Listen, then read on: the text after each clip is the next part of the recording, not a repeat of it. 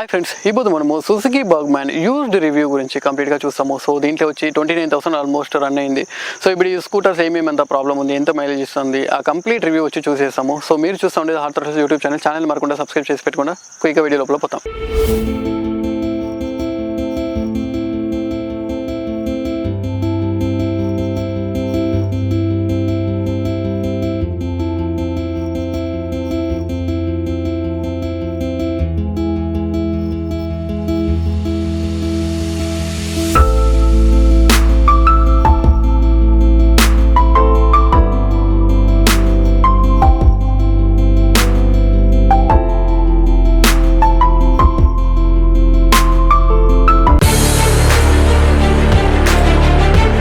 ఈ స్కూటర్ వచ్చి ఒక చిన్న ఓవర్ వ్యూ గురించి చూసేస్తాం. సో ఫ్రంట్లో వచ్చి చూస్తుంటే మనకు ఒక చిన్న విండ్షీల్డ్ వచ్చి ఇచ్చినారు. సో రియల్ టైంలో ఇది వచ్చి ఎంత ప్రాక్టికల్గా ఉంది అనేసి చూసేస్తాము. సో కింద వచ్చి చూస్తుంటే మనకు ఒక హెడ్ లైట్ ఇచ్చినారు, అది వచ్చి ఫైరింగ్ లైనే మౌంట్ చేసినారు. అదే తర మనకి ఇండికేటర్స్ని వచ్చి చూస్తుంటే ఫైరింగ్ లైనే వచ్చి మౌంట్ చేసినారు. సో రిమైనింగ్ వచ్చి చూస్తుంటే ఈ స్కూటర్ బిల్డ్లో వచ్చి అంతేమి ఇష్యూస్ లేదు. సో యూజర్ వచ్చి ఒక ఏదో స్కూటర్ వచ్చి డ్రాప్ చేసినారు, దాంట్లో వచ్చి చూస్తుంటే అంతేమి క్రాక్స్ అంతా లేదు, జస్ట్ పెయింట్ మాత్రం ఫేడ్ అయింది. సో ఆల్మోస్ట్ వచ్చి బాడీ పెనల్స్ అంతా బాగానే ఉంది. ఇది వచ్చి చూస్తుంటే ఒక ఫైబర్ బిల్డే, బట్ స్టిల్ వచ్చి మనకి ఏమి ఇష్యూస్ లేదు. ఈ స్కూటర్లో వచ్చి మనకి ఇంకొక ఇష్యూ ఏమంటే మనకు వచ్చి ఫ్యూయల్ ట్యాంక్ వచ్చి మనకి అండర్ సీట్లో ఇచ్చినారు, మనకి ఎక్స్టర్నల్గా వచ్చి లేదు. సో దీంట్లో వచ్చి చూస్తుంటే యాక్సెస్ అండ్ అవెన్యూస్లో వచ్చి చూస్తుంటే మనకి ఎక్స్టర్నల్గా ఇచ్చినారు, బట్ ఈ స్కూటర్లో వచ్చి ఆ ఫ్యూచర్ వచ్చి మిస్ అవుతా ఉంది. రిమైనింగ్ వచ్చి పాజిటివ్ థింగ్ మాట్లాడేదంటే దీంట్లో వచ్చి మనకి ప్రాక్టికాలిటీ బాగానే ఉంది. సో లెఫ్ట్ సైడ్లో వచ్చి చూస్తుంటే ఒక చిన్న వాటర్ ప్రూఫ్ స్టోరేజ్ వచ్చి ఇచ్చినారు, రైట్ సైడ్లో వచ్చి చూస్తుంటే ఒక వాటర్ హోల్డర్ వచ్చి ఇచ్చినారు, రిమైనింగ్ వచ్చి హెవుకి చిన్నది కానీ ఇవన్నీ వచ్చి ప్రాక్టికల్గానే ఉంది. దీంట్లో వచ్చి ఇంకొక ఇష్యూ ఏమని చూస్తుంటే మనకు వచ్చి పాస్ వచ్చి లేదు. సో ఇప్పుడుండే అన్ని బేసిక్ స్కూటర్స్ను వచ్చి పాస్ వచ్చి కంపెనీస్ ఇస్తూ ఉన్నారు, బట్ ఈ స్కూటర్లో వచ్చి అది మిస్ అవుతా ఉంది. నేను ఇప్పటివరకు ఈ స్కూటర్లు యూజ్ చేసిన దాంట్లో ఒక థింగ్ ఏం నోట్ చేసినానంటే ఈ హీట్ ఇండికేటర్ మనకి ఇచ్చినారు కదా ఈ బర్గ్మ్యాన్లో, ఇది వచ్చి 2 పాయింట్ తర్వాత వచ్చి 3.4 పాయింట్ అంతా పోయిందే లేదు, జస్ట్ 2 పాయింట్లనే వచ్చి స్టాప్ అయిపోతుంది. నేను ఆల్మోస్ట్ వచ్చి ఒక 100+ కిలోమీటర్ ఎంత రైడ్ చేసినాను, స్టిల్ వచ్చి ఒక 2 పాయింట్స్లోనే ఉంది. ఇది వచ్చి రియల్గానే మనకు వచ్చి ఇంజిన్ టెంపరేచర్ నుంచి చూపిస్తుందా లేదు వచ్చి ఇది వచ్చి జస్ట్ ఒక ఫ్యూచర్గా ఇది డెమాన్స్ట్రేట్ చేసిందా అనేది వచ్చి క్లియర్గా తెలియదు. ఈ స్కూటర్లో ఉండే ఇంకొక నెగిటివ్ ఏమంటే దీనికి వచ్చి డెడికేటెడ్ ఎయిర్ ఫిల్టర్ అంతా ఏమీ లేదు CVTకి మనకి. సో దీని నుంచి ఏమంటే మనకు వచ్చి ఎక్సెసివ్ వైబ్రేషన్ వచ్చి ఉంది. సో ఎవ్రీ 1500 కిలోమీటర్ వచ్చి మనము క్లచ్ క్లీన్ చేస్తూ ఉండాలి. సో ఇది వచ్చి చూస్తుంటే ఒక అనాయింగ్ థింగ్ ఏమంటే మనకు హోండా లేకపోతే టీవీఎస్ ఇతర గాడీలంతా మనం తోలేసి ఈ స్కూటర్ వచ్చి తోలేటప్పుడు ఎవ్రీ 1500 కిలోమీటర్ వచ్చి మనకు హ్యాండిల్ బార్లో వచ్చి వైబ్రేషన్ వచ్చేసింది. సో దీనికి వచ్చి కంపెనీస్ ఏమైనా CVT అప్గ్రేడ్ చేస్తే బాగుంటుంది. ఎలాంటి ఇది ఒక ఓల్డ్ స్కూల్ CVT. టెక్నికల్గాను చూస్తుంటే మనకి ఏమీ దీంట్లో వచ్చి అప్గ్రేడేషన్ చేయలేదు. హోండా ప్లస్ వచ్చి టీవీఎస్ వీళ్ళంతా యమహా వీళ్ళంతా వచ్చి CVTని అట్లీస్ట్ BS6లో వచ్చి అప్డేట్ చేసినారు. సో వైబ్రేషన్ అన్ని కంట్రోల్ చేసినారు, బట్ దీంట్లో వచ్చి చూస్తుంటే ಯಾವುದೋ అప్డేట్స్ వచ్చి వీళ్ళు వేయలేదు. సో ఆ ఓల్డ్ స్కూల్ CVTని ఇప్పుడు వరకు యూజ్ చేస్తాను. దాని నుంచి ఏమంటే చూస్తుంటే మనకి ఎవ్రీ 1500 కిలోమీటర్లు వచ్చి క్లీన్ చేసి వేస్తూ ఉండాలి క్లచ్లో ఉండే పార్ట్స్ అన్నీను. సో దీని నుంచే మనకి వచ్చి ఆ హ్యాండిల్ బార్ వైబ్రేషన్ వచ్చేది, ఫుట్ పెక్స్లో వైబ్రేషన్ వచ్చేది, ఈ ఇష్యూస్ అన్ని ఈ స్కూటర్లో వచ్చి ఉన్నది.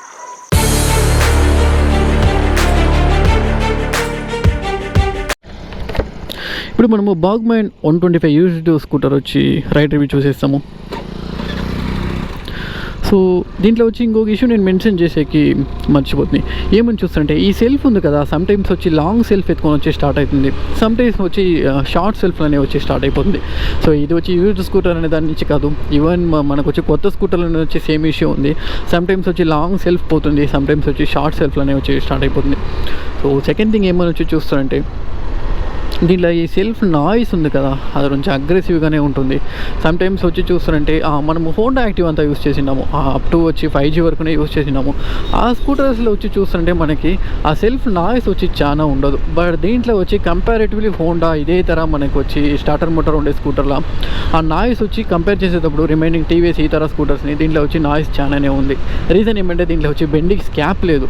సో నేను నెక్స్ట్ టైం ఏమైనా ఈ స్కూటర్ వచ్చి నేను CVT ఎక్స్ప్లెయిన్ చేయాలని ఉన్నాను. ఎలా అంటే దీంట్లో మల్టిపుల్ కంప్లైంట్స్ ఉన్నాయి CVTలో. సో అది వచ్చి నేను డీటెయిల్డ్గా మీకు వచ్చి డిస్మాండిల్ చేసి దాన్ని ఎక్స్ప్లెయిన్ చేసేటప్పుడు నేను మీకు చూపిస్తాను ఏమేమి ఎంత వీళ్ళు సుజుకి మిస్ చేస్తూ ఉన్నారు అనేసి. సో లేటెస్ట్ అప్డేట్స్ ఈ స్కూటర్ వచ్చి లేదు, ఆ CVT వచ్చి మిస్ అవుతూ ఉంది. సో రిమైనింగ్ ప్రాక్టికలిటీ వైజ్ ఇవన్నీ బాగానే ఉంటాను. మెయిన్ మనకి ఇంజినే కదా, సో ఇది వచ్చి ఇంజిన్ అనేది కాదు, జస్ట్ CVTలో వచ్చి చాలానే ప్రాబ్లం ఉన్నాయి. సో రిమైనింగ్ వచ్చి రైడ్ పర్ఫార్మెన్స్, బ్రేక్ ఎలా ఉంటాయి ఆఫ్టర్ 30,000 ఇవన్నీ చూస్తాము. సో బ్రేక్ వచ్చి చూస్తానంటే ఆల్మోస్ట్ న్యూ స్కూటర్లో ఎలా ఉందో ఇప్పుడు వరకు అలానే ఉంది. ఆల్మోస్ట్ మీరు మెయింటైన్ చేసి పెట్టిందంటే అంతే, మీ ఫీల్ రాదు, బాగానే ఉంది. సో బ్రేక్ వైర్స్ కొంచెం టైట్ అయ్యిండేది ఫీల్ అవుతూ ఉంది. అదే డిస్క్ సైడ్లో లేదు, మనకు వచ్చి డ్రమ్ బ్రేక్ ఉంది కదా, ఆ వైరింగ్ సెటప్ వచ్చి కొంచెం హార్డ్ అయ్యేది వచ్చి ఫీల్ అవుతూ ఉంది. రిమైనింగ్ బైటింగ్ అంతా వచ్చి కొత్త స్కూటర్లో ఎలా ఉందో అలానే ఉంది. సో దీని మైలేజ్ గురించి మాట్లాడాలంటే మనకి, సో మైలేజ్ వచ్చి ఆల్మోస్ట్ మనకు వచ్చి నేను యూసర్ దగ్గర కన్ఫర్మ్ చేసేటప్పుడు వాళ్ళు ఏమంటారంటే సిటీలో వచ్చి మనకి 45 to 48 వచ్చేస్తుంది. ఇదే వచ్చి మనం లాంగ్ తోలుతామంటే మనకి 55 to 58 ఇస్తుంది అని చెప్తా ఉంటారు. ఆల్మోస్ట్ ఒక మంచి మైలేజ్ ఇది సో ఈ స్కూటర్లో. సో రిమైనింగ్ రైడ్ ఫీల్ ఎలా ఉందని చూస్తారంటే ఒక పర్ఫెక్ట్ వచ్చి ఒక మిడ్ రేంజ్కి అయిన స్కూటర్ ఇది.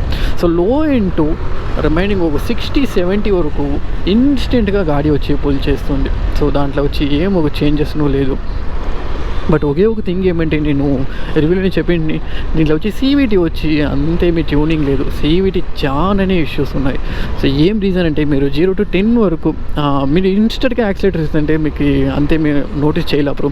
బట్ చాలా స్లోగా మూవ్ చేస్తూ ఉంటారు స్కూటర్ని అనేటప్పుడు మీకు వైబ్రేషన్ అనేది ఉంది.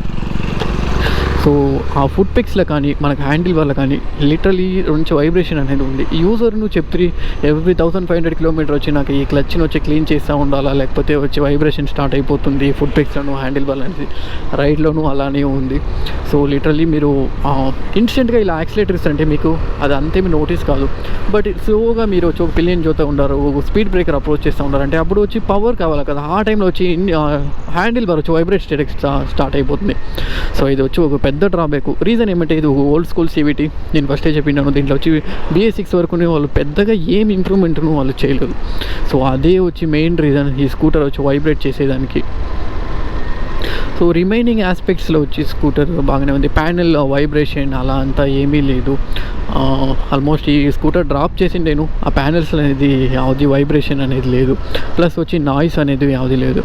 ఇంకొక థింగ్ నేను నోట్ చేసింది ఏమంటే ఈ ఇంజిన్ నుంచి లైట్గా వచ్చి ఒక నాయిస్ వచ్చి చేంజ్ అయ్యింది ఇంజిన్లో. సో సేమ్ వచ్చి కొత్త గాడిలో ఉండే అదే ట్యూనింగ్లో వచ్చి ఇంజిన్ వచ్చలేదు. సో మనం చూడొచ్చు హోండా ఇతర గాడీలంతా మనం తీసేటప్పటి నుంచి ఆల్మోస్ట్ స్కూటర్ ఎంతనే వాడుతాను నాయిస్ వచ్చి ఇంజిన్లో వచ్చి చేంజ్ చేయలే. బట్ దీంట్లో వచ్చి ఆబ్వియస్లీ చేంజ్ అయింది, అది క్లియర్గా నోటీస్ చేసేకవుతుంది.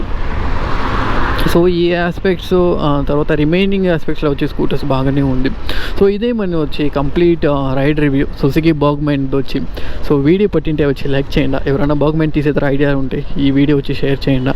సో సబ్స్క్రైబ్ చేసి మన ఛానల్కి సపోర్ట్ చేయండి. Stay tuned for next video.